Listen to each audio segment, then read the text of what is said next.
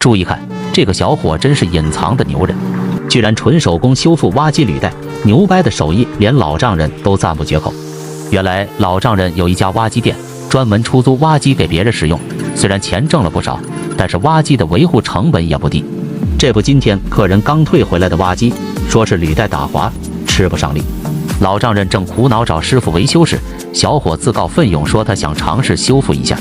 老丈人实脸的不可置信，从没听说你还会修挖机，还说小伙乱开炮，玩笑都开到我头上了。可小伙却一本正经地说，给他2天时间，他一定能修好这台挖机。老丈人看小伙如此自信，就表示给他一次机会，看看他到底是真有本事还是打肿脸充胖子。没想到经过小伙起早贪黑努力的翻修，履带竟被他修复成功，不但帮忙除了锈，而且坏的部分也更换掉，一时半会也不会打滑了。接下来就来看看小伙的翻新修复过程。